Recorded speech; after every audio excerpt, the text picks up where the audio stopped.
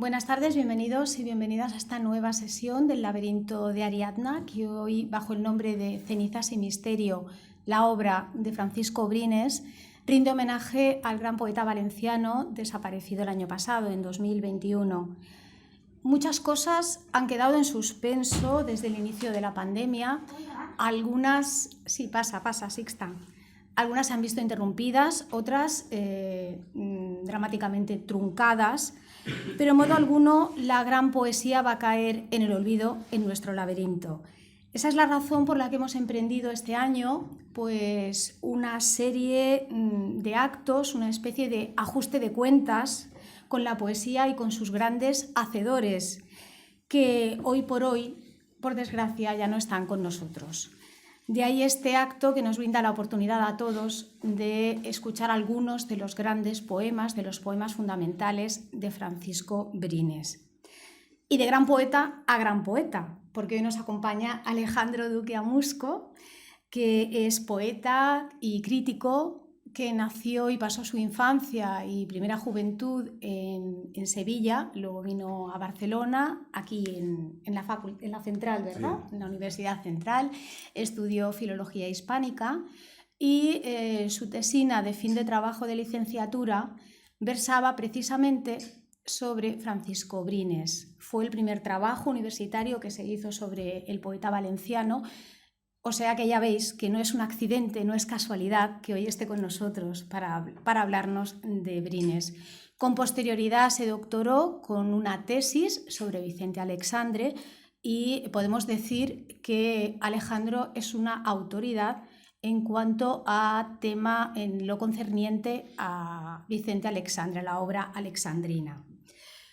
Solamente por recordar algunos rasgos de su currículum, pues diré que ha obtenido como galardones el premio, entre otros, el premio Loewe de Poesía en 1994, además un premio, digamos, privilegiado porque en el jurado estaba Octavio Paz, que eso no le pasa a cualquiera, y en 2017 desde Italia se le concedió el premio Alfonso Gatto en reconocimiento a toda su obra poética.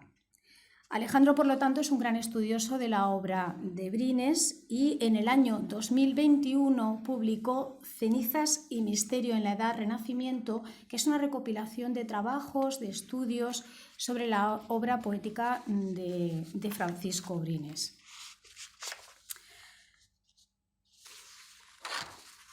Así que con este hilo conductor, Alejandro nos va a mostrar la belleza de los versos sabios y sutiles del poeta valenciano, que recordemos una frase suya en la que declaraba que solamente escribo cuando siento una necesidad absoluta de desvelar una emoción que está ahí y que pide ser desentrañada. Creo que es un punto de partida inmejorable para empezar la sesión de hoy. Y bueno, por último, solo añado que Alejandro Duque Amusco es socio de honor de este laberinto y que estamos muy contentos de que esté hoy aquí con nosotros y le damos la bienvenida. Gracias, Alejandro. Gracias a ti. Buenas tardes y gracias, Dolors, por estas palabras en lo que a mí concierne demasiado generosas. Muchas gracias.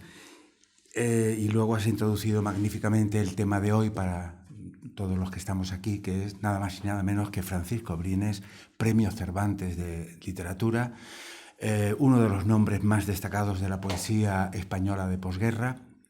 Lamentablemente ya no está con nosotros. Dentro de 2 meses me parece que se cumplirá el primer año de su desaparición, de manera que aquí hoy lo que vamos a intentar es, ya que no lo podemos tener, pues a través de esa virtud que tiene el recuerdo, que nos permite, aunque sea virtualmente, dar presencia a la persona recordada, pues vamos a intentar eso, evocarlo.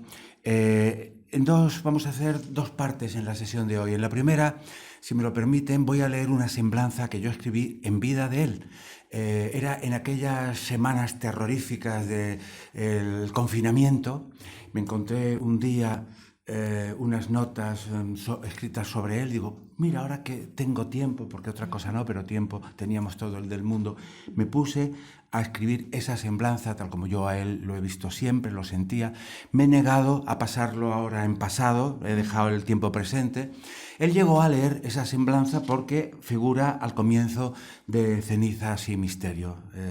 Me dijo: Abelardo, si tienes cosas inéditas, incorpóralo, este es el momento de hacerlo. Entonces hay como tres o cuatro cosas que son nuevas. Una es esta semblanza que les leeré primero.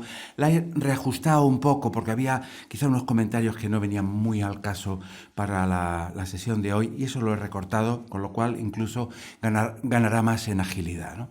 Y la segunda parte, que es la realmente importante, la que les puede interesar más, voy a leerles algunas preguntas que él me contestó, y no por las preguntas, sino por las respuestas admirables que me dio. En un año todavía estaba él muy bien de forma física y una salud mental plena, año 1996. Vino invitado aquí creo que al CaixaForum o algo así, y luego se quedó un par de días en Barcelona. Entonces yo, que tenía un cuestionario preparado para pasárselo, le dije: hombre, una tarde podríamos quedar, bueno, mañana, pero me tengo que ir luego a Madrid. Bueno, a ver, lo que puedas contestar, me vas contestando. Efectivamente, unas respuestas he entresacado, no vamos a leer toda esa larguísima entrevista, pero he seleccionado las respuestas suyas que pueden ser más interesantes para los que aquí están, ¿no? Y luego, como la entrevista no pudo ser terminada en ese momento, luego se produjo el gran golpe de suerte, que yo fui a Madrid como un mes o mes y medio más tarde, y entonces allí aprovechamos para concluir la entrevista, que una vez que la volqué en el ordenador, la pasé a DIN A4, resultaba de unas 12, 14 páginas. Entonces, en la revista El Ciervo, donde yo he colaborado siempre por simpatía hacia Llorenç Gomis y Roser Bofill, me dijeron: hombre, esto es interesantísimo, pero como comprenderás, no lo podemos dar todo porque nos comemos todas las secciones de la revista. Digo: bueno, lo que vosotros queráis. Dieron bastantes páginas, casi la mitad. La verdad es que quedó magnífico. Y en el libro, eso es otra parte que tiene interés, curiosidad, en el libro está íntegramente toda la entrevista. Yo no sé qué perspectiva de futuro podrá tener este libro, que he hecho con sumo cariño, con Paco. Bueno, lo llamábamos a Francisco Brines, los más allegados siempre lo llamamos Paco. Tuve la suerte de que llegara todavía a su poder en vida. El libro salió a finales de marzo, él lo leyó en abril y me llamó con una llamada muy conmovedora. Y yo entendí que aquello era seguramente nuestra despedida, ¿no? Porque ya estaba muy mermado, le faltaba fuelle pulmonar para hablar, era muy penosa mantener una conversación telefónica con él. Pero bueno, nos sirvió aquello de despedida, y luego en mayo fue cuando se le otorgó el premio, se le hizo oficialmente la entrega. Murió como Leonardo, con la visita de un rey en su propia casa, y 9 días después nos dejaba. Digo que no sé qué perdurabilidad podrá tener este libro, pero no tengo duda en que esa entrevista, para cualquiera que el día de mañana quiera estudiar la obra de Brines, quiera hacerle un estudio sólido, tal, ahí tiene una puerta de entrada magnífica a su obra. De modo que, en fin, ese es el plan, el menú de esta tarde. Empiezo con esta semblanza, que es breve, que la titularé cuando pase ya a un libro en el que meteré otras semblanzas que tengo de gente, de poetas que han sido, en cierto modo, maestros míos. Lo titularé Francisco Brines, viajero por Levante. Enseguida entenderán por qué. Pasa por ser abúlico Francisco Brines, pero es de la estirpe de los ociosos activos, de aquellos que, como Bécquer, pese a su carácter indolente, no paran de leer, de reflexionar y de ir añadiendo pausadamente páginas magistrales a su obra. Esta constancia como poeta y escritor, mantenida durante años, le ha permitido cumplir con el deseo capital de su vida: ver realizada y en plenitud su vocación de escritor. A Francisco Brines la poesía, su notoriedad como poeta, le ha llevado a viajar por muchos lugares fuera y dentro de nuestro país. Donde se le reclamaba, allí iba para defender la poesía como ejercicio de libertad y tolerancia. Brines ha sido un poeta viajero, pero en ningún sitio se le ve más en su ser que en su propia tierra. Brines, visto en Oliva, Oliva es una población de Valencia ya muy al sur de la provincia, casi tocando con el norte de Alicante, viéndolo en Oliva, en la terraza de Elca es donde estaba su casa solariega, en el término de la Safor, es ver su poesía cobrando vida y realidad física en su persona. Aquel mar es su mar, el de muchos de sus poemas consagrados ya por la memoria de sus lectores. Aquella imponente montaña, el Montgó, y aquellas laderas de naranjales en suave declive son su verdadera tierra, la que conforma el cuerpo y el alma de su poesía. Y allí fue donde lo conocí yo en un lejano verano de los años 70. Hoy tengo ya casi la precisión, fue en 1972. Recién entrado en los 40 de su edad, Brines entonces, con pelo largo, larguísimo, le llegaba por los hombros, ojos grandes de mirada un punto melancólica, muy moreno de piel, parecía, esa impresión me dio, ciertamente un artista, pero no de la palabra poética, sino de la cantada con acompañamiento de guitarra, taconeo y palmas. Eso recordaba, un cantaor de los que desbordan los tablados con su voz desgarrada en la noche de las largas guitarras.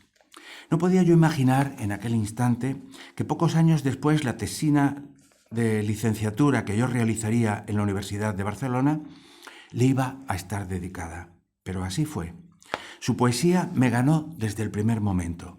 Y no era fácil que un poeta me gustara tanto, traspasado como estaba yo por la poesía entonces de Pablo Neruda. Las Brasas, reeditado por una juvenil editorial valenciana en aquellos días, en editorial Ontanar, 1971, me cautivó de manera inmediata y fue la gran puerta de entrada a su obra. La amistad luego fue haciendo nudo fuerte entre nosotros. Nos unían 1000 intereses diversos, hasta el punto de que nuestras charlas discurrían las más de las veces al margen de la poesía. Esta no es que fuera olvidada, estaba como latente en el fondo de todo, pero preferíamos tratar otros asuntos más directamente enlazados con la vida cotidiana. Entre los cultivadores de la poesía no estaba bien visto hablar, valga de ejemplo, del deporte rey, del fútbol. Pero a veces recalábamos en esa inocente afición y compartíamos decepciones y alegrías de nuestros respectivos equipos. A Brines se le ha podido llamar, con toda la razón, poeta moral, no moralista, que es otra cosa, por su defensa de la verdad íntima del ser humano frente a una sociedad atrincherada en la mentira y en la hipocresía. La sección íntegra de Composiciones de lugar, en Aún no, 1971, formada por sátiras hirientes y divertidas a un tiempo, junto a algunos poemas de parecida carga irónica dispersos en otras zonas de su obra, acreditan la naturaleza moral de su poesía. Los amigos que hemos tenido la suerte de tratarlo de cerca en la vida diaria, hemos visto que no hay disociación entre el poeta y el hombre.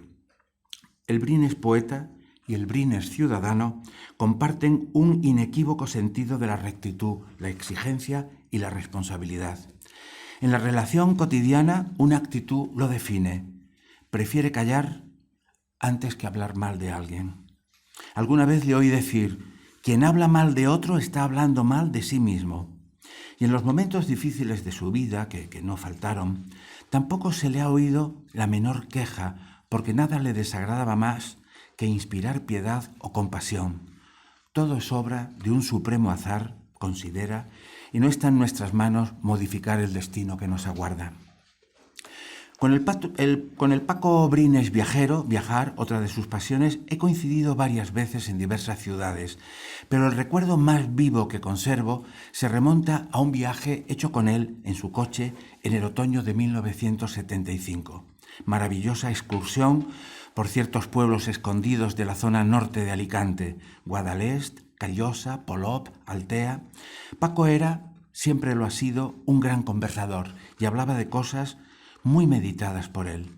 El viaje era plácido, la charla amena. Íbamos deteniéndonos en rincones con intenso sabor a Gabriel Miró, luz y tierra, árboles y cielo, alguna fortaleza desmochada en el azul mediterráneo.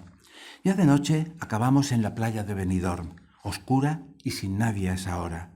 Nos acercamos a la orilla, venían olas rotas recamadas de plata pulverizada.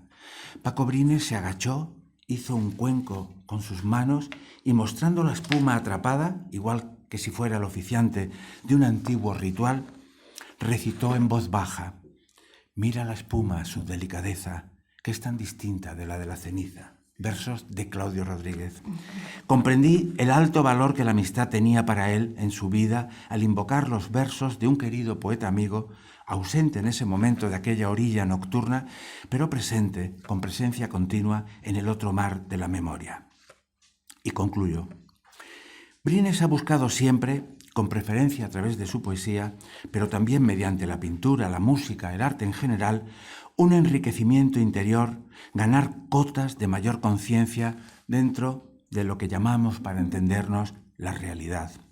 Ahí se encuadra también su amor por los libros. Era, aquí ya lo digo en pasado, un refinado bibliófilo, por la lectura, por el amor al cine, el arte taurino, el deporte. Brines es un espíritu ilustrado que solo detesta el aburrimiento.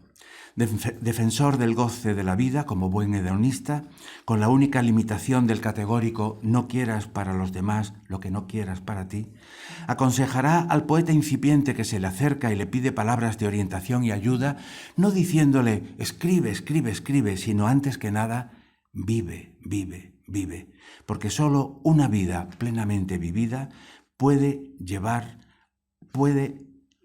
a la experiencia lúcida y fiel de las palabras. Esta es la semblanza y vamos a pasar, si me lo permiten, a la entrevista aquella de la que voy a sonsacar, como les decía antes, unas cuantas preguntas que creo que son esenciales para hacérselas a un poeta y un poeta de su talla, ¿no?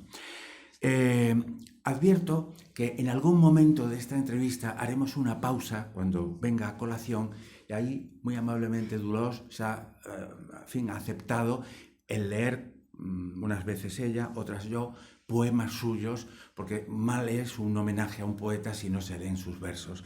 De modo que iremos 5 o 6 poemas suyos muy significativos, los leeremos también esta tarde.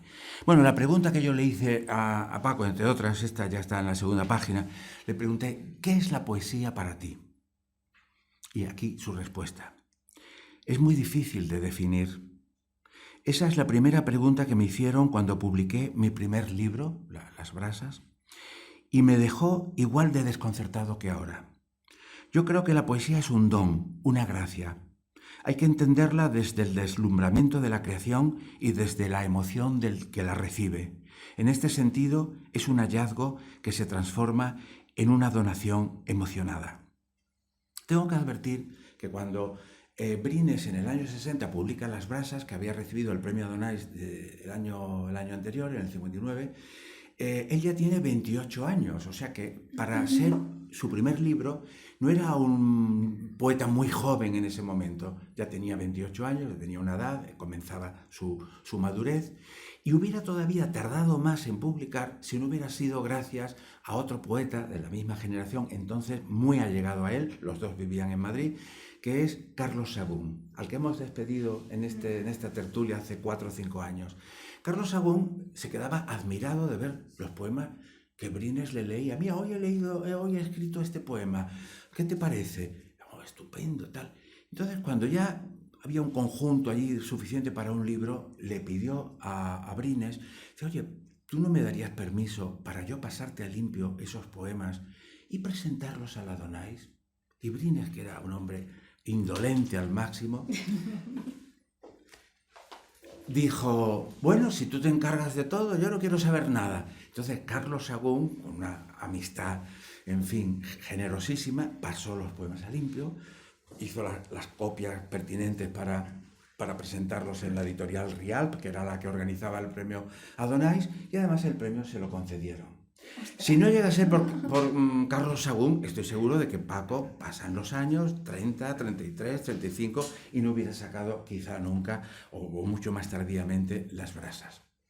En Las brasas, que este va a ser el primer poema que leamos, Las brasas es curioso porque esto nadie lo podía decir en el año 60. Bueno, y en el año 2000 tampoco. Pero es un libro absolutamente profético.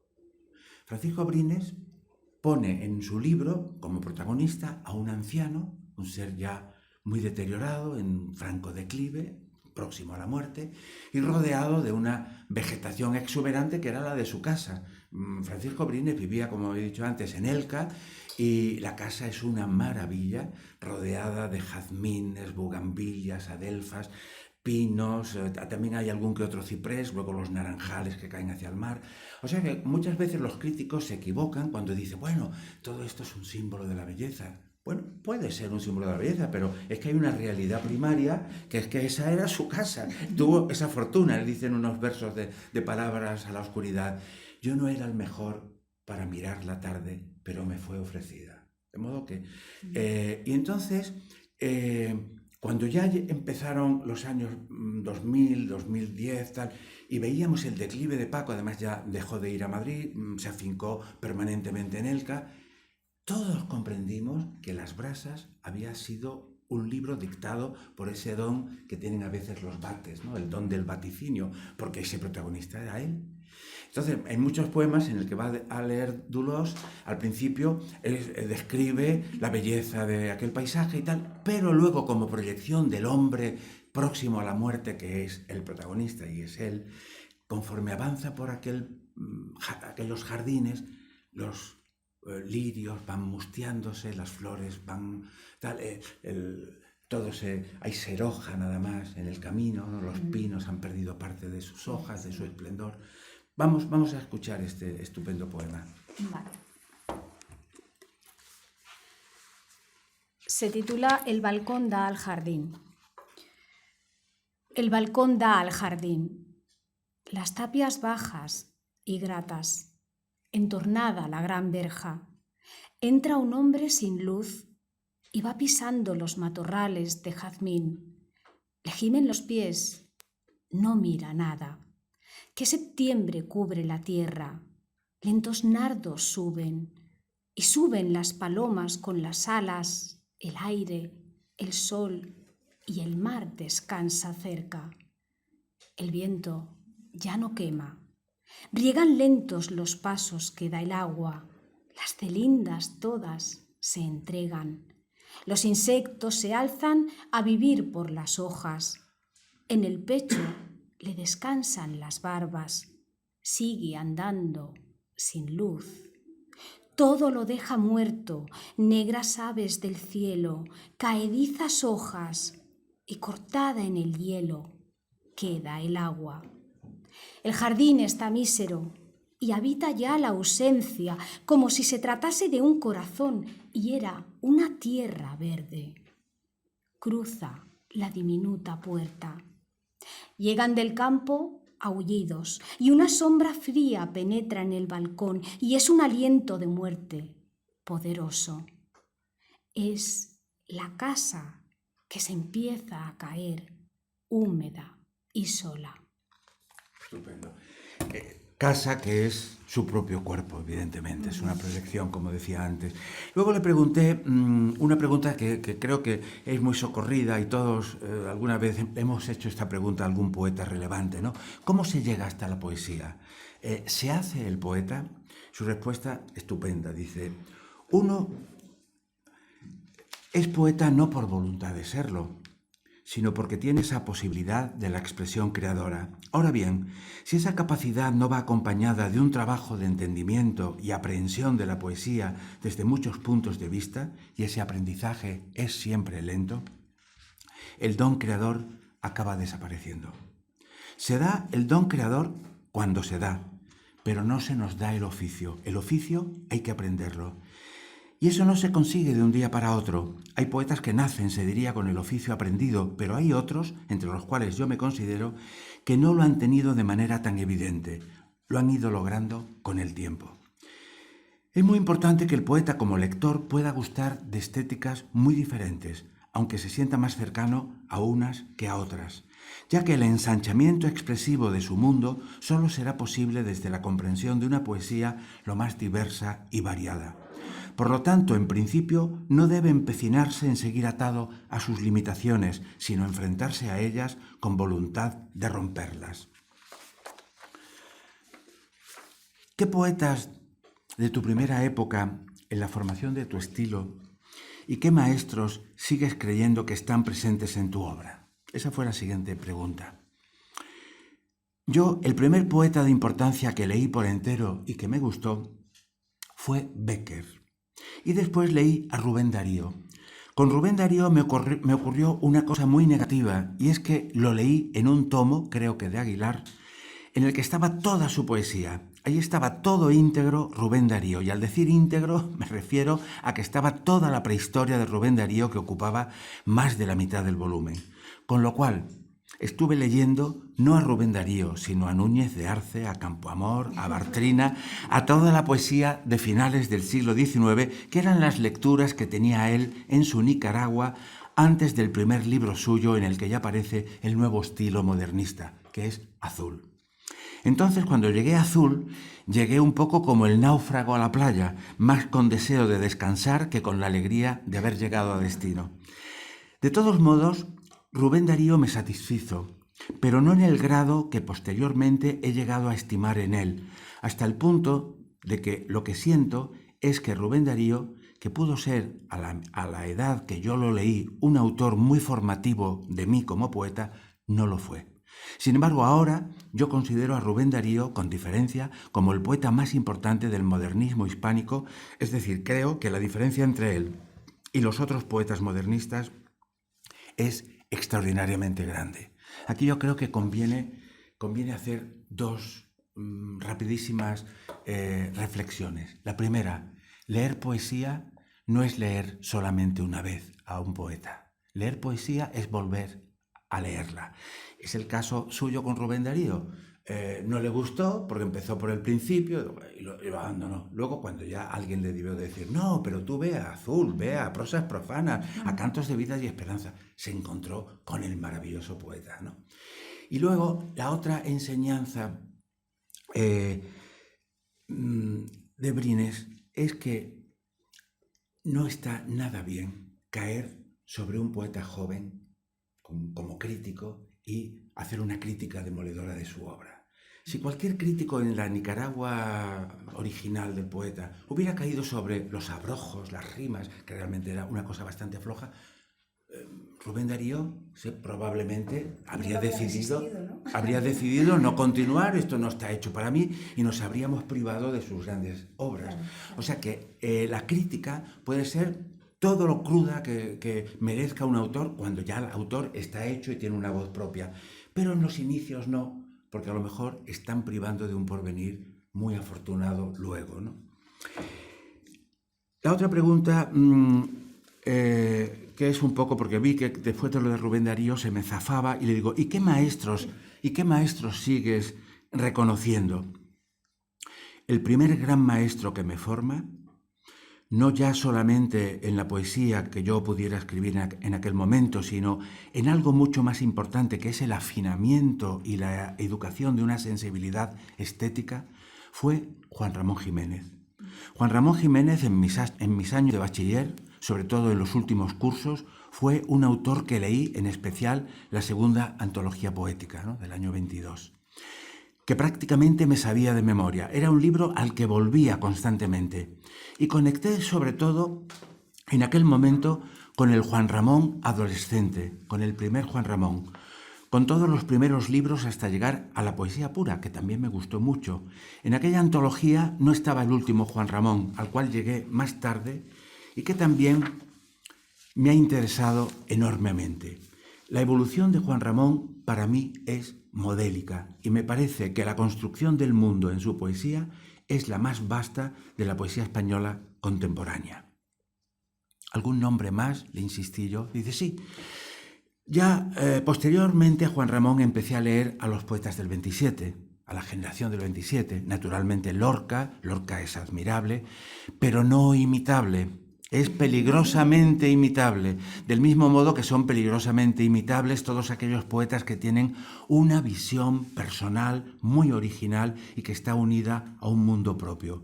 Porque el peligro que hay es que la expresión te lleve a un mundo que es solamente de ellos. Y esto ocurre con Lorca, ocurre con Vicente Aleixandre, ocurre con Jorge Guillén. Sin embargo, no ocurre con otros poetas que son muy buenos maestros, como Salinas o como Cernuda.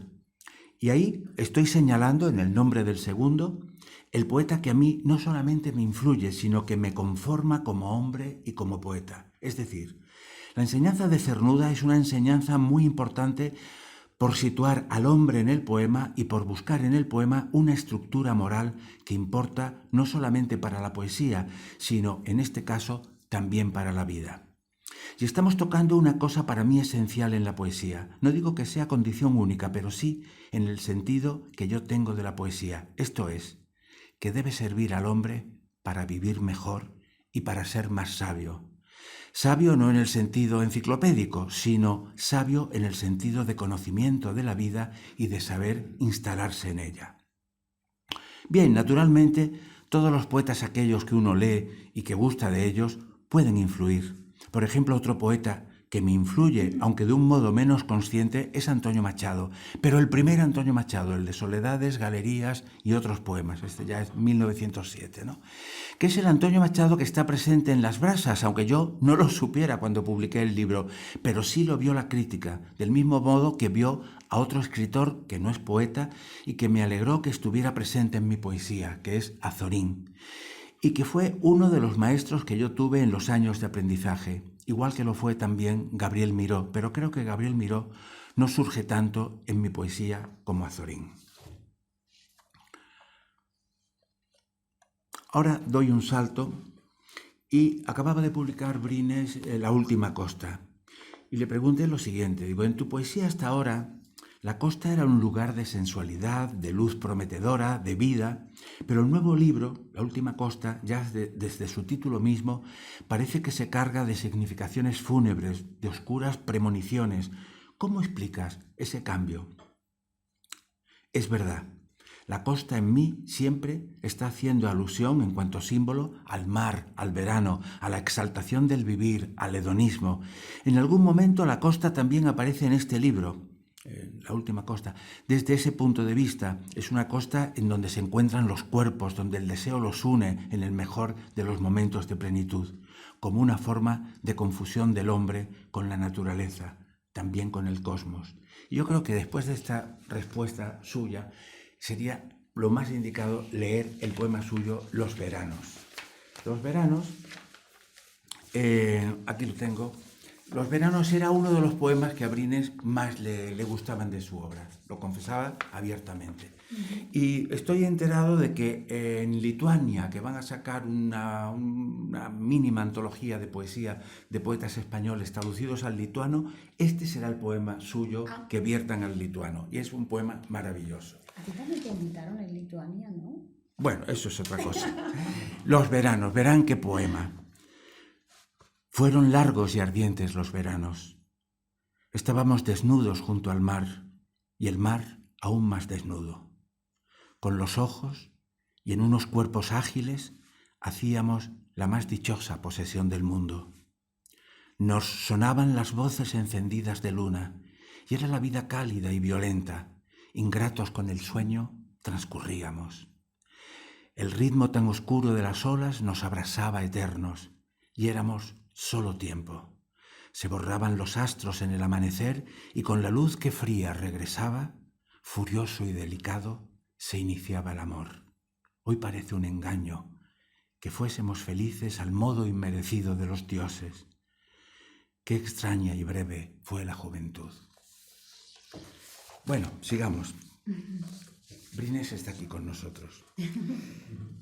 Siguió hablándome de este libro un poco más abajo. Dice, en La última costa, en el poema así titulado, dice, es un tópico literario y sobre todo pictórico. La barca que boga hacia el más allá, la laguna Estigia, el barquero Aqueronte. Lo que hago es asumir de la propia tradición cultural algo que está muy presente en mí, que es la conciencia de la muerte. la aceptación de ese momento. Es el finisterre de la vida. Lo que ocurre es que como el libro está muy cargado de despedida, pensé que este poema podía servir como título de todo el conjunto y lo llamé al libro entero La última costa. En realidad, esta costa es simbólica, no es la costa que aparece en toda mi obra, que es la real, y cuando actúa como símbolo representa la alegría de la vida, la afirmación del presente, mientras que esta última costa obedece a esa otra parte que hay en mi poesía de vigilancia o de espera de ese final y de la aceptación de lo que vendrá después. Vamos a leer, Dolors, por favor, el poema La última costa. Vale, sí. Sí.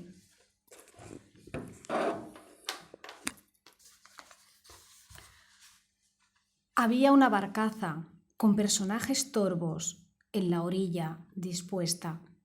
La noche de la tierra sepultada, y más allá aquel barco de luces mortecinas en donde se apiñaba con fervor, aunque triste, un gentío enlutado. Enfrente aquella bruma cerrada bajo un cielo sin firmamento ya, y una barca esperando, y otras varadas.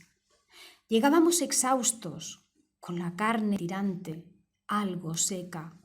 Un aire inmóvil, con flecos de humedad, flotaba en el lugar. Todo estaba dispuesto. La niebla, aún más cerrada, exigía partir. Yo tenía los ojos velados por las lágrimas, dispusimos los remos desgastados y como esclavos mudos empujamos aquellas aguas negras. Mi madre me miraba muy fija desde el barco, en el viaje aquel de todos a la niebla.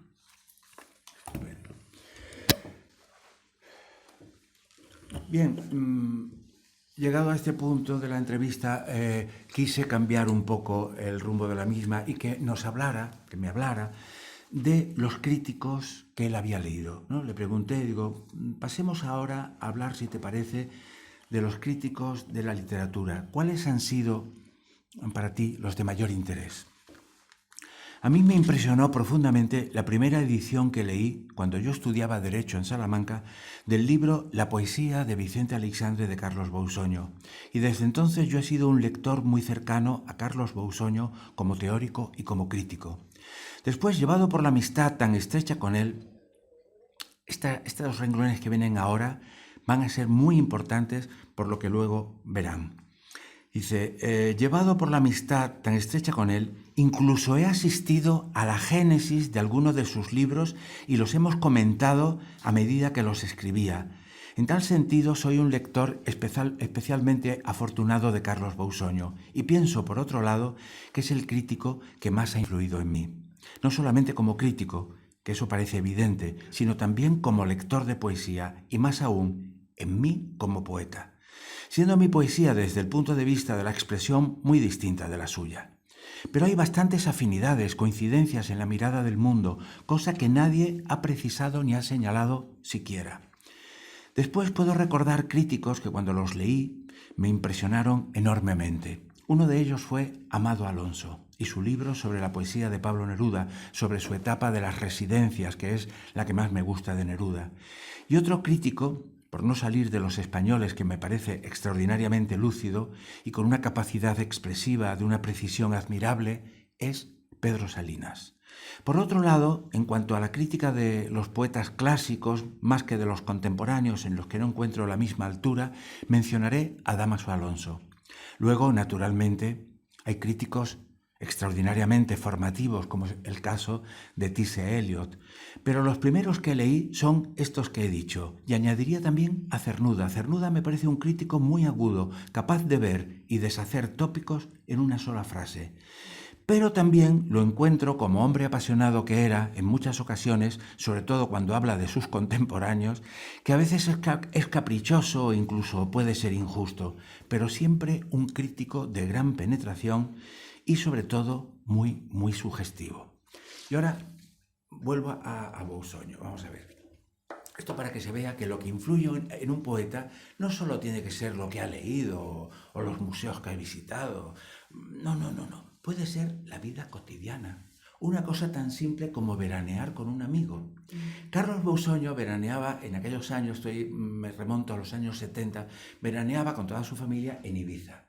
Y a Paco Brines lo invitaban a pasar unos días con ellos. Entonces Paco pasaba unos días feliz y contento en Ibiza, y Carlos, que estaba escribiendo entonces un libro de teoría que se llama El irracionalismo poético, el símbolo, cuando había terminado un capítulo decía: oye Paco, esta tarde tienes algún plan, te voy a leer si no te importa. Y entonces se lo leía, y Brines además decía: bueno, mira, aquí podrías poner el ejemplo tal que... bueno, era una mutua ¿verdad? Colaboración. Y el libro de Carlos Bousoño, no sé si lo conocen, pero hablan de las ecuaciones preconscientes, tanto simbólicas como metafóricas, como metonímicas. Y Paco Brines aprendió eso de primera mano con el mejor profesor posible, ¿no? De forma que cuando ya volvió a su casa de Madrid, dijo: oye, yo nunca he cultivado la poesía irracionalista. ¿Y por qué no retomarla? Porque es una vía, por lo que había aprendido, ¿no? Una vía interesantísima. Bueno, pues me voy a poner a ello. Entonces, toda la primera parte de su libro, Insistencias en Luzbel, que es un comienzo desconcertante para los que conocíamos la poesía de Francisco Brines, con su poesía siempre tan sensorial, tan luminosa, esa primera parte eran unos poemas secos, conceptuales, metafísicos.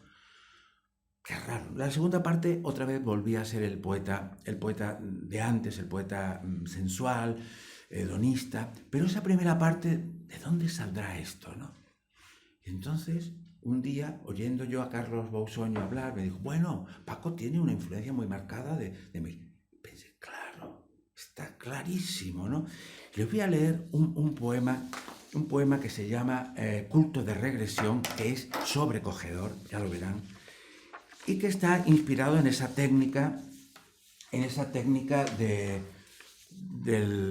la poesía irracionalista, ¿no?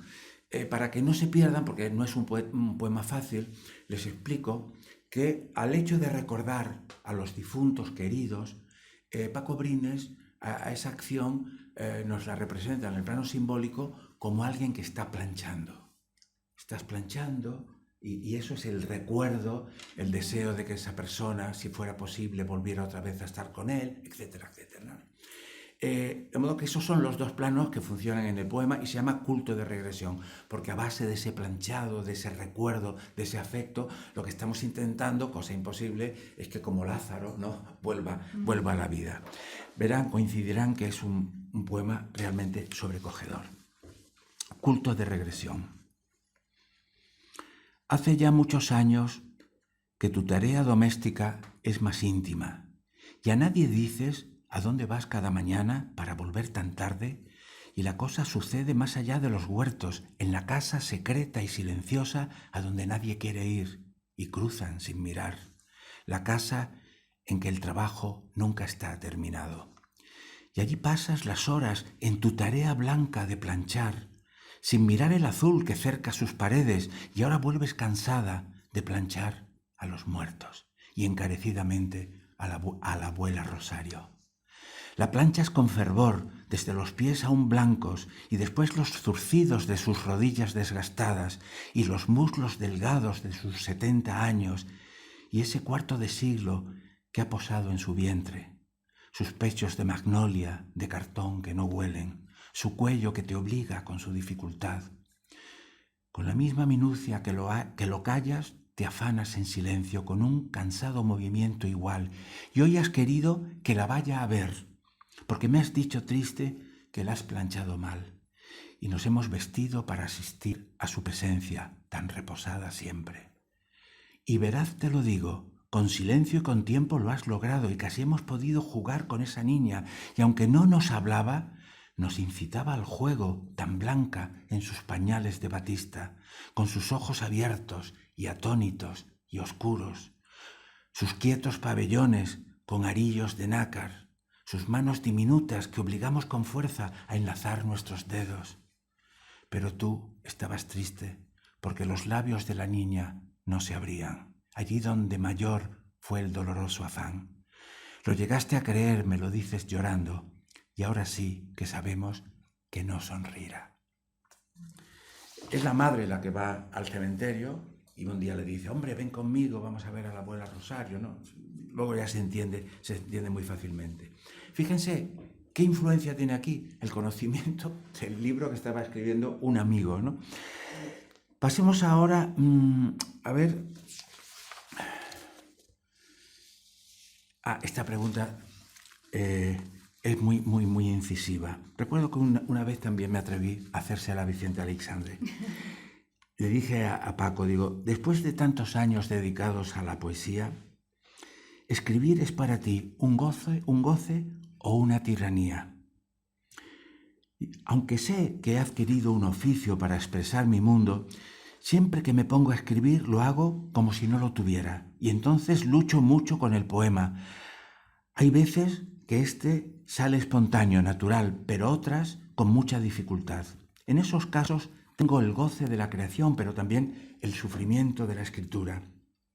No siempre escribir es una acción placentera, pero sé que hay que hacerlo, que vale la pena y que ese sufrimiento luego me va no solamente a complacer, sino a justificar como persona. Y en ese sentido es también un deber que tengo.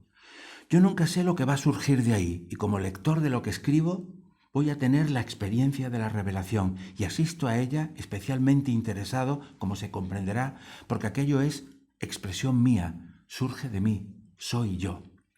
Como no tengo la concupiscencia de la escritura, solamente escribo cuando siento una necesidad absoluta de desvelar una emoción que está ahí y que me pide ser desentrañada. Por eso quizá escribo poco, lo cual me ha favorecido, pues no me he repetido todo lo que podía repetirme. He dado tiempo a que mis obsesiones se presenten cada vez de una manera suficientemente diferente. Ahí está, creo yo, el instinto de conservación del poeta, porque para el poeta la repetición es la muerte. Cuando uno tiene el peligro de ser repetitivo, el hecho de que no tenga esa fruición de la escritura es salvador.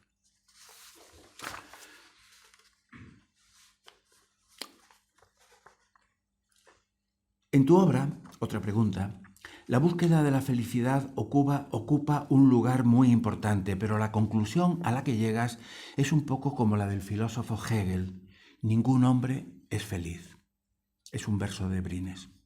¿Qué es lo que ocasiona, en tu opinión, esa conciencia de infelicidad en el ser humano? Fíjense la reflexión que da sobre la existencia humana y sobre la posibilidad, al final, del suicidio. Mi pregunta es, ¿qué es lo que ocasiona, en tu opinión, esa conciencia de la infelicidad del ser humano? Y él contesta, sencillamente el desastre metafísico que es la vida. Venimos a esta vida con una sensación de, de amor al mundo, en el sentido de que lo amamos profundamente, nos gusta el mundo, nos gusta estar vivos, y luego sentimos una proyección hacia la felicidad, hacia una felicidad absoluta, y pensamos que se puede conseguir y que además no hay que luchar demasiado por ella, que la merecemos y que se nos va a dar. Luego, pronto, empezamos a darnos cuenta de que todo eso no es verdad, sino que la vida, al mismo tiempo que te da cosas, empieza a quitártelas. No solo pienso al decir esto en las pertenencias materiales, sino en las otras pérdidas que se producen con el fallecimiento de las personas a las que has querido mucho. Y muy pronto encuentras el desvalimiento afectivo o un entorno familiar absolutamente hostil. Lo que estoy diciendo vale también en el caso de los niños felices. Todo lo que la vida empieza a quitarles. Y también sirve para el amor, pues cuando uno se enamora parece que está tocando la felicidad de un modo absoluto y luego viene con el enamoramiento, el desamor, la duda, la inseguridad y así todo. Después, si tienes unas creencias religiosas sólidas que te dan una afirmación no solamente en la vida sino en el más allá, un más allá que tampoco sabes lo que significa en toda su radicalidad, ya que todavía no se piensa en la muerte, eres muy joven, porque se la ve lejana a la muerte. Si pierdes todas esas creencias, pues mayor pérdida, mayor desvalimiento. Es una constante despedida a la vida.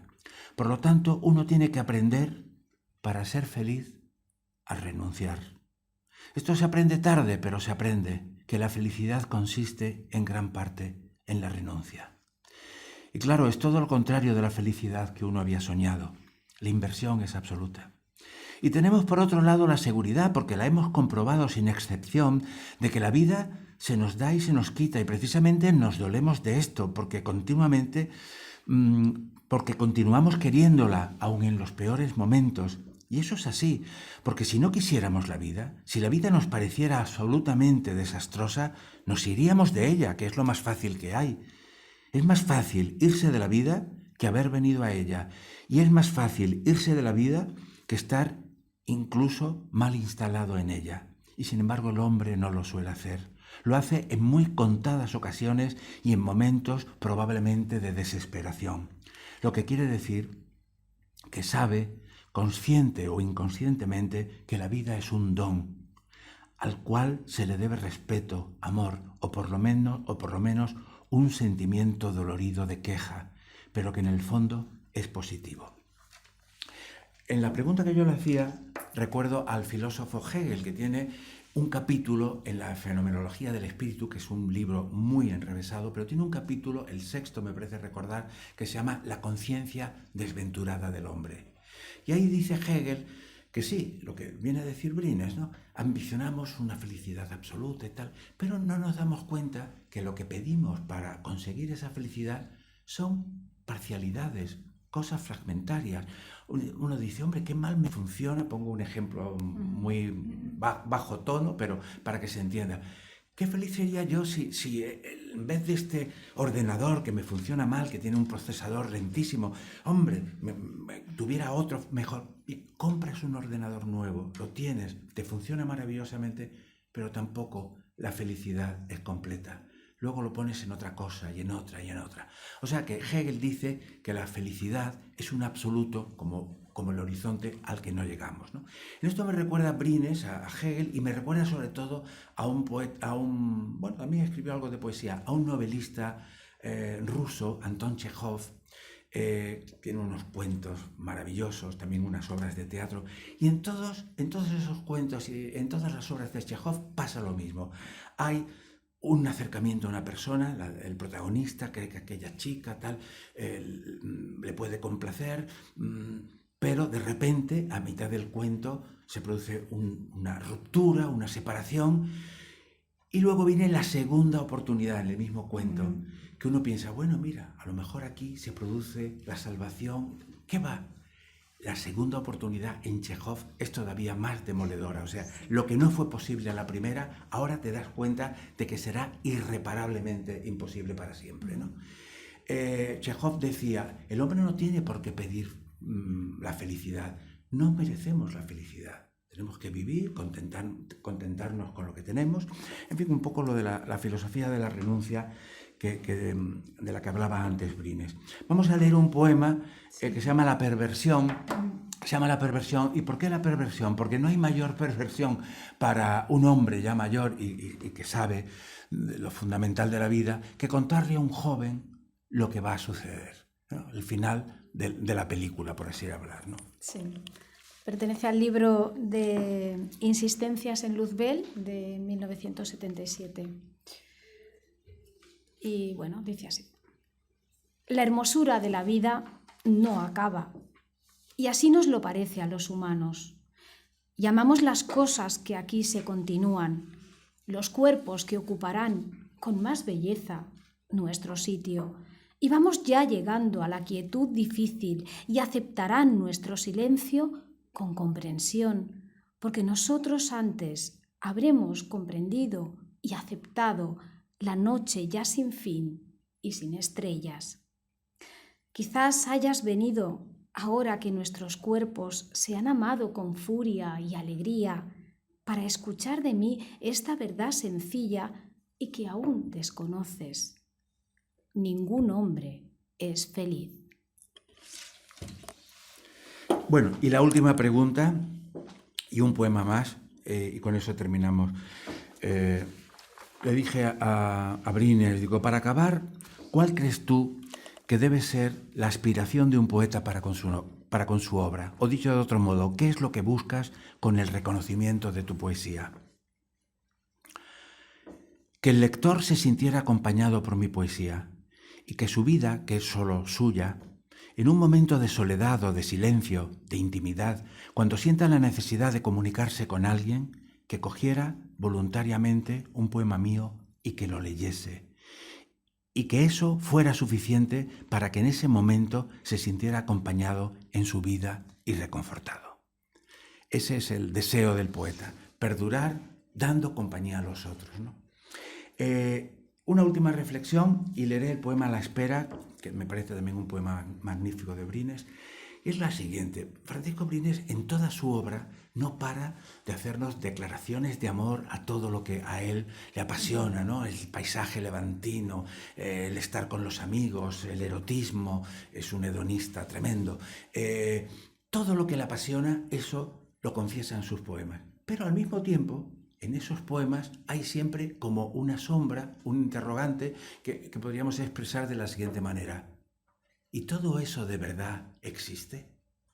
Eso que yo veo, a lo que tanta pasión me mueve, ¿tiene una existencia real?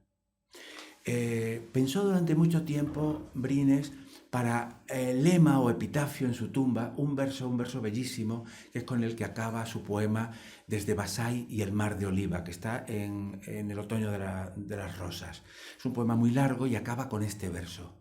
Yo sé que olí un jazmín en la infancia una tarde y no existió la tarde. O sea, después de habernos hablado que olió un jazmín en su infancia, la tarde, 3 maravillas, pero no existió tal cosa, ¿no?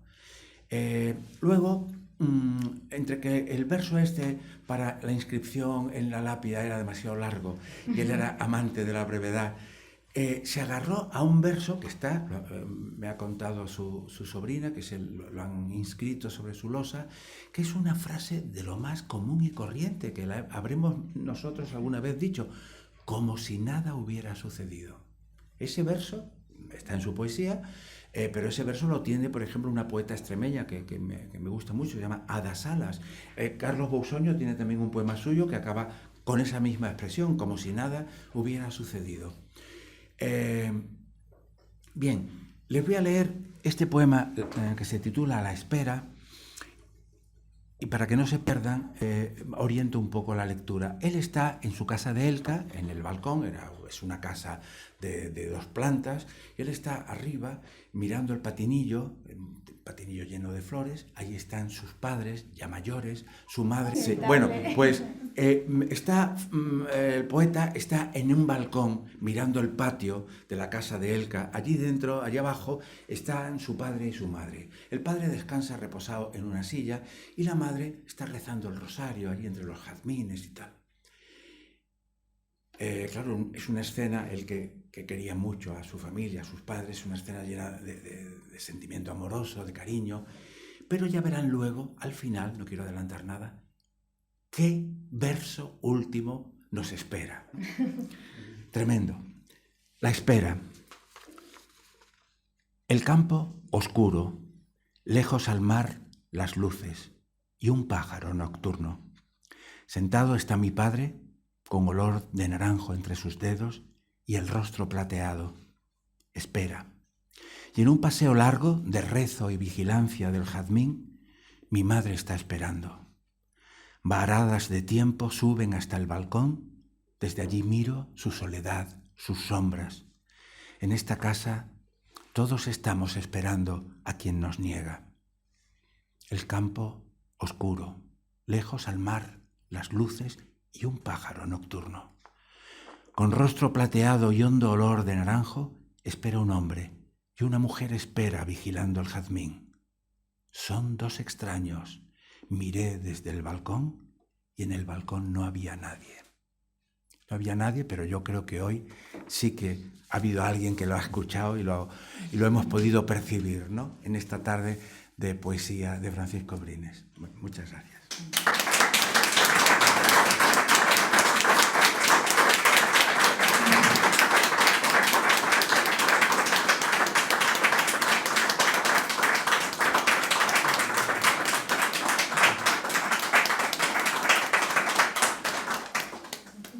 Bueno, si alguien quiere formular alguna pregunta o comentar algo acerca de Brines, aprovechaos que tenemos a Alejandro hoy disponible. Muy bien. Bueno, yo quisiera indicar que Brines se dedicó prácticamente toda su vida a la poesía, ¿no? Sí. No es otra cosa, ¿no? Tuvo mucha relación con Claudio Rodríguez, que creo Sí. que no has insistido en ella, pero llama la atención que tanto él como algunos otros poetas en esa época han hecho una obra muy breve, porque la obra de Brines, dentro de todo, es una obra breve. Bueno, San Juan de la Cruz lo recordamos por 3 poemas, ¿no? Bueno, no tan breve. Si tomas el volumen de Tusquets con toda su poesía completa, en la edición en la que añade también los poemas excluidos y tal, son casi 800 páginas, ¿eh? Un volumen que cuesta de tener en la mano. Bueno, es verdad, él lo decía en esta respuesta que nos dio, ¿no? Que él, por suerte, como no tenía la concupiscencia de la escritura, pues pensaba, pues no estoy escribiendo, pues no pasa nada. Que tardaba entre un libro y otro 10, 12 años, no pasaba nada, ¿no? En esos 10 o 12 años él iba escribiendo muy lentamente, pues en torno a los 39, 40 y pico de poemas que configura un libro de poesía, pero eran poemas escritos primero por la necesidad expresiva suya, ¿no? Y luego otra cosa importante, también el lector va a esos poemas luego con necesidad. Se habla mucho de la necesidad de la escritura, pero también de la necesidad de la lectura. El lector luego busca tal poema de Brines o de Claudio Rodríguez o tal, porque ya lo leyó, se ha quedado ahí en su memoria y buscas el anclaje de la lectura otra vez, ¿no? A mí me parece muy bien que los poetas tengan una obra abarcable. Es más, hasta el mejor poeta, no sé, no quiero decir ningún nombre, está condenado con el tiempo a una antología. Sí. A una antología. T.S. Eliot decía que un gran poeta se consagra a lo largo de toda su obra por 40 poemas. 40 poemas nada más. Hombre, lo que pasa es que aunque haya escrito 40 poemas fundamentales, también es necesario que esos poemas tengan, por así decir, su contorno con otros poemas, quizá no tan importantes, de naturaleza secundaria, pero el contorno del poeta también es importante para acabar de comprender completamente su obra. Bueno, yo creo que fue un hombre afortunado con sus padres. Hombre. Porque tal y como estaba la situación y Sí, demás, sí. pues, él vivió armoniosamente con sus padres. Claro. Y murió, en cierto modo, con ellos. Y está enterrado con ellos, ¿no? Sí, está enterrado en la cripta de Valencia, donde está allí toda la familia Brines, sí. Sí. Bueno, ya sus padres habían muerto hacía mucho tiempo, pero tuvo una muerte muy manriqueña. A él lo tuvieron que llevar a pocos días después de que se le entregara oficialmente el Cervantes. Surgió en la zona de la ingle por allí un trozo de víscera, dijeron esto es una hernia y hay que operar porque si la hernia se estrangula es dolorosísimo por lo visto.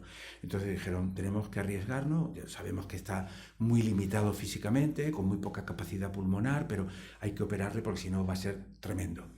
Bueno, no aguantó prácticamente la operación, salió de ella, pero pocos días después fallecía. Entonces por allí estaban a su lado. En el hospital no, Oliva no tiene hospital, lo tiene Gandía, que está muy próximo, y además es un estupendo hospital. Por allí fueron los que lo cuidaban. Me gusta decir el nombre de Víctor, un chico formidable, me parece que peruano, que se desvivió con él, lo trató, vamos, iba a decir como un hijo muy extraordinario, ¿no? Y luego, por allí también hizo acto de presencia Mariona, su sobrina carnal, otro primo suyo. Entonces Paco, que estaba un poco consciente, quiso decirles algo, pero es que no le salían las palabras. Le dijeron, ¿quieres un lápiz y un papel? Entonces, con gran dificultad, escribió allí unos palotes que ellos entendieron que ponía, os quiero. Fijaos qué cosa tan sencilla como esto de os quiero, Y ahí está realmente simbolizada toda la poesía suya. Por un lado, la manifestación de la vida hacia aquellas personas y al mismo tiempo aquello era una despedida, que eso es lo que ha marcado su obra, Ensayo de una despedida. Así se titula la obra completa suya. De modo que en esas dos palabras que él acertó a escribir en su lecho de muerte, porque ya luego no recuperó la conciencia y se apagó, en esas dos palabras siguió manteniendo lo que había sido la clave de todo su mundo poético. Luego ha sido un hombre muy celoso con su vida, ¿no? Porque no es fácil encontrar cosas datos, acontecimientos en la vida de Brines. Sí, para una biografía futura, para una futura biografía, quieres decir. Por ejemplo, sí. Sí, no, su vida es su poesía. Rehacer la vida de Francisco Brines sería coger Palabras a la oscuridad, por ejemplo, y ver los poemas que escribió cuando fue a Italia y pasó por Bérgamo, pasó por tal otra población, y vemos los poemas y los poemas te van indicando por dónde fue su peregrinaje, ¿no? Palabras a la oscuridad es un libro, en la entrevista. Lo que pasa es que eso no lo he leído, pero lo dice, cuando yo empecé a viajar por el mundo, primero había estado en Oxford y en Cambridge como profesor de español, y luego ya con unos amigos se dedicó a viajar a Grecia, a Sicilia, Italia, y de todo eso iba escribiendo unos poemas maravillosos. Es que Palabras a la oscuridad, que fue premio de la crítica de ese año, me parece quizá, junto con El otoño de las rosas, los dos mejores libros de Brines, ¿no? Y bueno, él pensó, hombre, estoy haciendo como un pequeño viaje de Ulises, ¿no? Estoy haciendo mi viaje de Ulises. Dice, pues ahora voy a hacer, en lo que me queda por escribir, voy a hacer el retorno de Ulises, tal. Y en cuanto cobré conciencia de que el resto del libro podía ser un regreso yo a Elca y encontrarme allí con mi familia, quedé absolutamente bloqueado. No pude ya ni escribir una sola línea más y tuve que desechar la idea. Y me acuerdo que le pregunté, ¿y ese retorno nunca lo hiciste? Dice, sí, en cierto modo ese retorno fue La última costa. Ahí, que aparecen ya sus padres, ya muertos, pero con mucha insistencia y tal. Dice, ese es mi libro de regreso a la realidad valenciana y tal, el de La última costa. De modo que sí, aparte yo creo que el interés por los poetas, en cuanto a los entresijos de su vida amorosa, tal, ya lo decía Dámaso Alonso, hay que ver todo lo que sabemos de las amadas de Garcilaso, pero qué pocos se han puesto a estudiarlo en serio, ¿no? O sea que acabamos convirtiendo la poesía en salsa rosa. Sí, De modo que no le faltaba razón, ¿no? Bien, de todas formas, en toda la poesía de Brines, yo creo que una de las cosas que llama la atención es que no hay poemas desechables. Ah, sí, es verdad. Que toda la poesía es una poesía, digamos, hay evolución. Sí. Poesía no es suya, pero no hay nada desechable, todo tiene una calidad extraordinaria. Eso es muy cierto. En la revista Ínsula, hace muchos años, hicieron una encuesta entre los lectores de los poetas de los años 50 y me llamó muchísimo la atención. ¿Quién fue el poeta más citado? Jaime Gil de Viedma. ¿Por qué? Porque tiene una obra cortísima y acordarse de No volveré a ser joven, los poemas estos suyos contra Jaime Gil de Viedma, etc. Claro, eso enseguida los recordamos, pero Brines era muy poco citado, cuando Brines es un poeta extraordinario, ¿no? ¿Por qué? Porque hay tanto donde elegir que ya el bosque te dificulta el seleccionar algún que otro árbol, ¿no?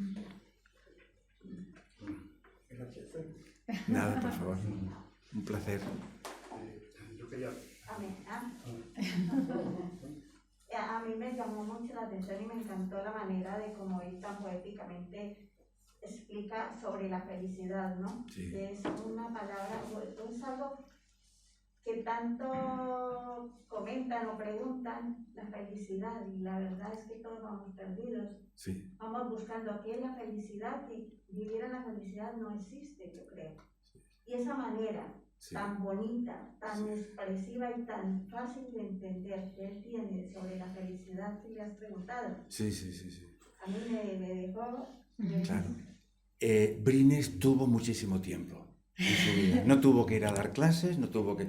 Bueno, lo de Oxford y Cambridge, que eso fue casi una coquetería por su parte, pero no tuvo necesidad de trabajar, vivió de los ahorros familiares y tenía muchísimo tiempo disponible, pero lo empleaba muy bien, ¿eh? En mi estampa que leí al principio, que todo ese tiempo lo dedicaba para de vez en cuando escribir una página, reflexionar, meditar. Era un hombre que pasaba muchas horas solo, lo mismo en su piso de María Auxiliadora en Madrid, que luego en Elca. En Elca, además, muy pocos amigos suyos de Valencia se desplazaban, porque es una hora de viaje desde Valencia capital a Elca. Entonces tenía mucho tiempo. Él leía mucho, pero también reflexionaba enormemente. Y te dabas cuenta cuando hablabas con él, como has visto tú con respecto a la felicidad, que él no necesitaba improvisar. Era un tema en el que ya había meditado mucho. Y entonces te podía sorprender cómo había pensado acerca de la felicidad, cómo nos va la vida privando, mermando cosas que han sido nuestras y tal, la posibilidad del suicidio, cómo pese a todo nos aferramos a la vida porque es un don. O sea, todo eso no lo improvisa una persona que no ha pensado previamente por su cuenta. O sea que él, en su soledad, era un hombre meditativo, que pensaba en estas cosas y cuando alguien le preguntaba, la respuesta la tenía muy pensada. Muy pensada. Sí, de una manera muy bonita. Bueno, él sí hablaba con una facilidad pasmosa. Es que fíjate que esto que transcribimos en la revista El Ciervo era prácticamente sin corregir. Él hablaba así, por eso esta tarde me parecía bonito el traer aquí a la presencia de todos nosotros Brines en su forma de hablar, de expresarse. Por eso se me ocurrió que podía ser una buena solución el leer algunas de las respuestas de esta entrevista, ¿no? Porque ahí es como mejor se le ve. Porque va desglosando de cómo el niño, ¿no?, es feliz allí y la manera como la felicidad como que se va difuminando, ¿no? Cuando nos casamos o creemos que debamos querer cielo con la tierra y poco a poco o ganamos o conseguimos algo y luego poquito se va. Sí. Sí, y esa manera como de expresarlo tan fácil de entender. Sí, perfecto, sí. Recuerdo también que una vez, en una entrevista que le hizo Fernando Delgado, no sé si se acuerdan, Fernando Delgado era un locutor de televisión española, daba las noticias, luego ya se retiró, un buen periodista, y le hizo una entrevista para un periódico de Madrid a Brines, y Brines, entre las respuestas que allí había una que le dije, digo, oye Paco, mira, he leído la entrevista que salió ayer o antes de ayer en el periódico tal, y digo, y hay una respuesta tuya que es un poema. A ver, ¿cuál es? Digo, te la leo. Dice, sí. Dice, oye, pues me estás dando un motivo de inspiración.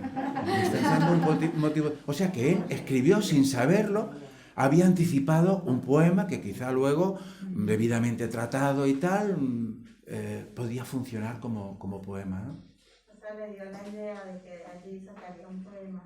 Pues sí. Es que lo era. La respuesta suya era una maravilla. No desperdiciaba No. para hacerlo todo bonito, ¿no? Sí. Bueno, igual que eso, yo por ejemplo soy antitaurino, ¿no?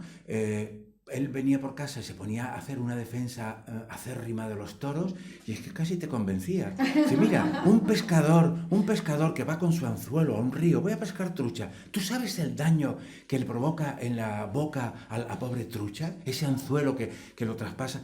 Mientras que el toro además tiene un sistema nervioso que no es como el de una persona, como un ser tan sensible, tiene una piel dura, tal. No se le hace tanto daño. Y sobre todo que está condenado a morir porque mucha gente come de la carne del toro o de la vaca, tal, ¿no? Bueno, él tenía argumentos para todo. Cuando hablábamos de fútbol, bueno, le decía, Paco, te tendrían que contratar como comentarista del Valencia. Su padre había sido, ahora también bajamos a un nivel de realidad un poco ínfimo, pero esto también completa la imagen de la persona, ¿no? Su padre había sido uno de los socios fundadores del Valencia. Y un día estábamos en un congreso, él y yo, en Valencia, era domingo, y me dijo, oye, nos escapamos, que hoy hay fútbol. Total, en tribuna, allí, los dos sentados. Y además a él se volvía la gente, ¿sabéis por qué le señalaban y tal? Porque había escrito un artículo en El País sobre Daniel Solsona, un jugador que era, me parece, del Español o algo así. Luego, no sé si recaló en el Barça muy poco tiempo y luego lo fichó el Valencia. Bueno, en el Barça no, pero en el Valencia sí que jugaba y escribió un elogio en la prensa a Daniel Solsona con un lenguaje barroco ininteligible. Y todos se volvían a él y decían, digo, lo señalarán porque es el poeta premio nacional, porque también obtuvo el premio nacional o el premio arquitecto. No, este es el escrito sobre Daniel Solsona. Eso era lo que le daba la fama. Me acuerdo, era un partido del Valencia contra el Salamanca, me acuerdo muy bien, el Valencia contra el Salamanca, y el árbitro empezó a barrer para casa y el Valencia se retiró al descanso ganando 2-0. Y el árbitro, cualquier faltilla del Salamanca, falta, una severidad. Luego el Valencia podía entrar duro, aquello no importaba. ¿Y sabéis lo que pasó? Esto no lo he querido leer porque me parecía que quedaba un poco atrás mano. Cuando se metieron jugadores y árbitro por el túnel del vestuario, él se levantó y le dijo: ¡árbitro, casero, casero! Todos los que estaban allí, que eran, claro, aficionados al Valencia, se quedaron diciendo: coño, si lo estamos viendo que es un casero, pero no le vamos a decir... Pero ya nos va bien, ¿no? Ya nos va bien. O sea, ahí está la calidad moral de un hombre en una cosa insignificante. Sí. Volviendo a los toros, él decía que el toro lo pasa mal, claro, cuando Sí. los matan y tal. Pero bueno, se ha pasado 5 años previos viviendo. Bueno, Sí. veremos. Sí, es una media hora de tortura. Yo soy anti. Pero él pensaba que una buena faena de toros era algo artístico. Dice, mira, la diferencia entre el fútbol y los toros, me decía, es que tú, aunque no seas aficionado o muy aficionado a los toros, vas un día y ves a un buen torero y dices: ay, qué valor, qué bonita estampa, qué destreza y tal. Y en un partido eso es imposible. Como tú no te pongas partidario de uno de los dos equipos, no lo disfrutas. Apagas la televisión. Son dos partidos. Cosa que no te ocurre con los toros. Los toros él consideraba que sí era un arte, mientras que el fútbol no. El fútbol tienes que ser muy aficionado a un equipo para poder aguantar algunos partidos que son horrorosos, ¿no? Ambrosio, tú querías hablar. Sí, gracias. Rocío, por favor. Alejandro, a ver, yo quería comentarte. A mí me consta que él tenía muy buena relación con Vicente Gallego, Sí. porque me lo comentó Vicente Gallego Sí, en Valencia, y me dijo que acababa de salir de la clínica, que estaba en ese momento bastante mal. Entonces, yo tampoco sé hasta dónde llegaban los vínculos con Carlos Marzal. Sí, muy con estrechos, Vicente muy Gallego, estrechos. con todos estos autores que él apoyó mucho, Sí. que dio pues mucha... Y yo creo que vino a hacer lo que hacía Vicente Aleixandre. Sí, Casa, sí, pues, exacto. Pues yo me parece que él hacía lo mismo en Valencia, ¿no? Y hasta qué punto, a mí me parece que ha sido muy interesante eso para la poesía valenciana, los últimos poetas, estos valencianos. Quería que comentaras brevemente ese aspecto, como un poeta que ha dejado ahí un rastro, y que hay poetas jóvenes que son muy buenos para mí, desde mi punto de vista, y que han bebido de él, y que lo Coincido. tienen como un maestro. Coincido lo que estás diciendo y un poco él ha sido el que ha recogido el testigo de Vicente Aleixandre en cuanto a darse a los demás y tal. Él eso lo tenía muy presente. Una vez me acuerdo que en un homenaje en Madrid, en el Ateneo, a Claudio Rodríguez, fue de una emoción extraordinaria. Había muerto Claudio y estaban allí Carlos Bousoño, que también quería mucho a Claudio, estaba él. Alguien dijo: oye, ¿tenéis noticias de Claudio Rodríguez? Como si Claudio Rodríguez siguiera vivo entre nosotros. Y entonces Paco contó, dice, a mí cuando me vienen jóvenes poetas y me vienen, a lo mejor he comido con ellos y yo ya me quiero ir a descansar a casa y ellos continúan y me preguntan, me acuerdo de Vicente Aleixandre, lo que tuvo que aguantar de nosotros, que le llevábamos incluso los libros. Paco le llevó todo su libro, Palabras a la Oscuridad, con 10 o 12 poemas sin título, y le pidió a Vicente que le pusiera los títulos. Claro, Vicente, con mucho cuidado, lo que hizo es algún fragmento, algún sintagma que era interesante, pues ponérselo, no se atrevió a nada. Y la primera edición de Palabras a la Oscuridad hay esos 12 poemas con unos títulos sacados del propio poema, puestos por Aleixandre, y luego ya cuando él consideró que, hombre, que una obra no puedes tú ceder, es que era así, era la indolencia personificada, ¿no? Lo que contábamos de Carlos Sagún, y dijo, bueno, pues estos 12 poemas me voy a imponer como una obligación creativa, rebautizarlos. Y entonces, además le puso unos títulos fantásticos, que no tenía nada que ver con palabras que aparecieran en el poema. Entonces él decía eso, me acuerdo de Vicente, la vara que le dimos a Vicente. Y entonces cuando yo ya estoy cansado digo, acuérdate de Vicente, sonríe, atiende, sea amable. Bueno, y es verdad que con Carlos Marzal y con Vicente Gallegos, que eran para él casi como hijos, ¿no? Y los ha prohijado y además son dos estupendos poetas. Pero no solo en Valencia, te diría de Murcia, que iba mucho invitado por José María Álvarez, cada año iba por Murcia y allí tenía toda una troupe de seguidores y admiradores. Y en Sevilla, ¿para qué te voy a decir? Empezando por Renacimiento, Abelardo Linares. Abelardo Linares, vamos, como si fuera su padre. Lo adoraba, ¿no? Y todo lo que Abelardo ha puesto de su bolsillo para editar las obras de Brines. Porque no solo eran las obras creativas de él, sino que si había algún profesor que había hecho una tesis, una tesina, oye, mira, ¿me lo puedes publicar? Venga, tal. En Renacimiento hay como 3 o 4 libros sobre Francisco Brines, de teoría, de crítica. De modo que en toda España, en Oviedo, me olvido de Oviedo, que Oviedo es la 9ª provincia andaluza de la poesía, allí con José Luis García Martín y con todos los que hay allí, es la 9ª provincia, ahora que no me oyen, de la poesía andaluza. Allí tienen un fervor por Paco Brines, bueno, es sagrado, ¿no? Es sagrado. Lo que pasa es que, claro, el recuerdo en los que lo conocimos, algún día desaparecerá con nosotros y ya tendrá que ser su obra, que quedará huérfana, su obra la que persuada a los lectores del día de mañana, ¿no? Él era muy pesimista en esto de la perduración. Conocía una página de Rubén Darío, al que no le gustaba de joven, una página en la que dice Rubén Darío, no va a perdurar ni la estatua. Cualquier día habrá el apocalipsis que ya está profetizado, la tierra quedará barrida y de aquí no se salvará ni la ceniza, ¿no? O sea que eso de el artista, ese deseo de perduración, asociándolo con la eternidad, es un engaño. Hasta nuestra propia lengua muy probablemente desaparecerá algún día, ¿no? Llegará el día, también vaticinado por Rubén Darío, en que todos hablemos inglés, o quizá japonés o chino, ¿no? De modo que... Sí.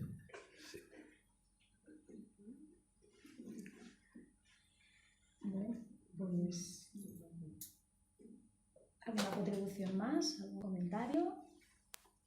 ¿No? Pues... Muy damos bien. por terminada Pues la sesión. muchísimas gracias por Muchas su gracias a asistencia. ti, Magisterio. Ha sido un placer. Gracias.